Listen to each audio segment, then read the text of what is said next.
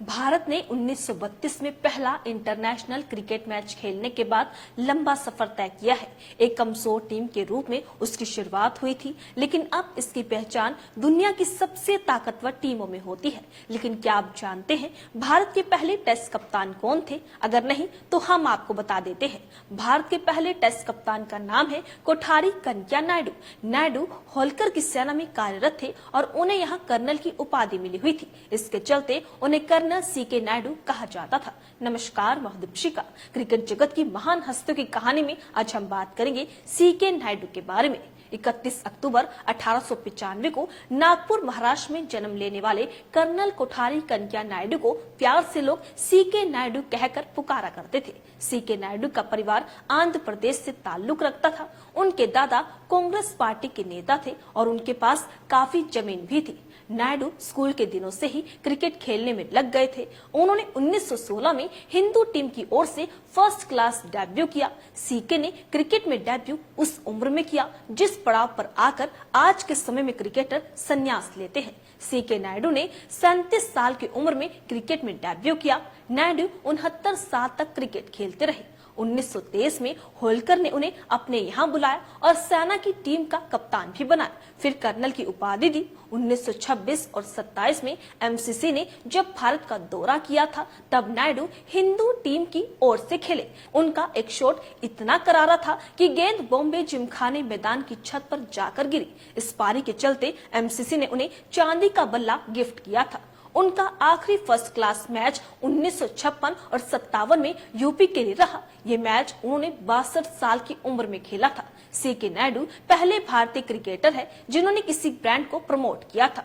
नायडू 1932 में इंग्लैंड के खिलाफ लॉर्ड्स में भारत ने अपना पहला आधिकारिक टेस्ट मैच खेला। ये भारत का पहला मैच था। इस मैच में नायडू टीम इंडिया के कप्तान थे। मैच में भारत को हार जरूर मिली, लेकिन मैच में नायडू का प्रदर्शन दमदार रहा। नायडू को इस मैच के दौरान फील्डिंग करते समय हाथ में चोट लग गई थी, लेकिन दर्द के बावजूद उन्होंने बैटिंग की थी। 40 रन के साथ वे भारतीय पारी के सर्वोच्च स्कोरर रहे थे। नायडू ने भारत के लिए कुल 60 टेस्ट खेले और 25 की औसत के साथ 350 रन भी बनाए। 81 रन उनका हाईएस्ट स्कोर रहा। उन्होंने गेंदबाजी में 9 विकेट भी लिए। उनके फर्स्ट क्लास क्रिकेट के आंकड़े तो और भी कमाल के हैं। यहाँ 207 मैच में 35.94 की औसत से 11,825 उन्होंने रन बनाए। यहाँ उन्होंने 26 शतक और 58 अर्धशतक लगाए। 200 रन उनका हाईएस्ट स्कोर रहा है। साथ ही बॉलिंग में भी कमाल करते हुए 411 उन्होंने विकेट लिए। नायडू ने इंग्लैंड दौरे पर काफी फर्स्ट क्लास मैच खेले हैं। 1932 के दौरे पर उन्होंने 6 शतक लगाए, साथ ही 79 विकेट भी लिए। वहीं 1936 के दौरे पर 1000 से ज्यादा रन बनाए और 51 विकेट उन्होंने हासिल किए हैं। बता दें, लाला अमरनाथ के साथ बेजोड़ साझेदारी उनकी रही है। जी हाँ, नायडू और लाला अमरनाथ ने 1933 और 34 में भारत दौरे पर इंग्लैंड के खिलाफ टेस्ट में तीसरे विकेट के लिए 186 रन की साझेदारी की थी। इस साझेदारी के दौरान उन्होंने दिखाया था कि वे धैर्य के साथ बल्लेबाजी भी कर सकते हैं। अपने टेस्ट क्रिकेट से संन्यास के बाद वे फर्स्ट क्लास क्रिकेट में हिस्सा लेते रहे। इस दिग्गज ने 50 साल की उम्र के बाद रणजी ट्रॉफी में दोहरा शतक बनाने का एक और विशेष गौरव भी हासिल किया है। क्रिकेट से पूरी तरह संन्यास लेने के बाद नायडू बाद में बीसीसीआई प्रशासन में शामिल हो गए और उपाध्यक्ष और मुख्य राष्ट्रीय चयनकर्ता के रूप में उन्होंने कार्य किया।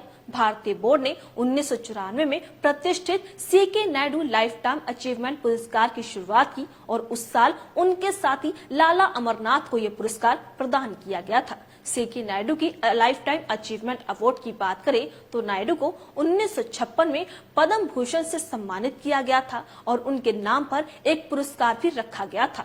साल 2006 से भारतीय क्रिकेट बोर्ड ने सीके नायडू के नाम से अवार्ड की घोषणा की। उसके बाद हर साल किसी न किसी खिलाड़ी को CK Naidu lifetime achievement award से सम्मानित किया जाता है। हालांकि सभी संख्याओं और उपलब्धियों के बावजूद उनके बारे में सबसे दिलचस्प बात यह है कि वो 1941 में एक ब्रांड का विज्ञापन करने वाले पहले खिलाड़ी थे। ये वो समय था जब लोग खिलाड़ियों के मैदान से बाहर कैमरे के सामने की एक्टिविटीज पर काफी सवाल उठाया करते थे। उस समय नायडू एक कंपनी का चेहरा बन चुके थे। भारत के पहले टेस्ट कप्तान सीके नायडू अपनी शानदार बल्लेबाजी और धीमी मध्यम गेंदबाजी के लिए जाने जाते थे। एक शक्तिशाली ड्राइव के साथ एक ईमानदार बल्लेबाज, उन्होंने भारत के उद्घाटन मैच के समय 36 की उम्र के कारण केवल 60 टेस्ट खेलने के बावजूद भारतीय क्रिकेट पर महत्वपूर्ण प्रभाव डाला है। नायडू का सबसे बेहतरीन पल 1936 में द ओवल में उनकी आखिरी पारी के दौरान आया था, लेकिन गुब्बी एलन की वजह से शॉर्ट जाल में दर्दनाक चोट लगने के बावजूद उन्होंने बहादुरी से 81 रन बनाए, जिससे भारत को पारी की हार से बचने से मदद मिली। उनका शानदार फर्स्ट क्लास क्रिकेट करियर 1916 से 1963 तक 6 दशकों तक फैला रहा, जो उन्होंने 68 साल की उम्र में खेला।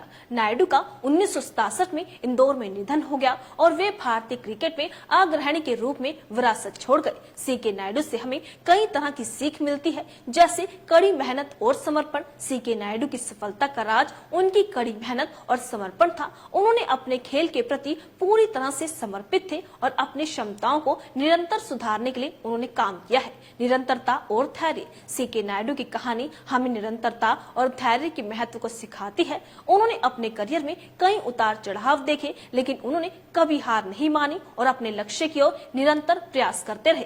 प्रतिभा और कौशल। सीके नायडू एक प्रतिभाशाली क्रिकेटर थे, जिन्होंने अपनी क्षमताओं का भरपूर उपयोग किया। उनकी कहानी हमें अपनी प्रतिभा और कौशल को पहचानने और उन्हें विकसित करने के लिए प्रेरित करती है।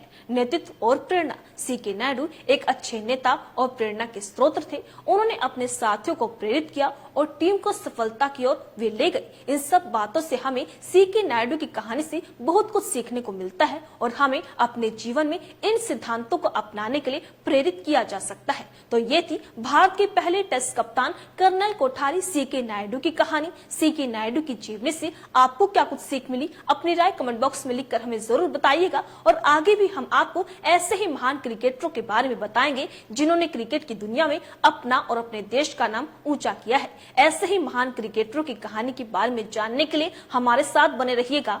धन्यवाद।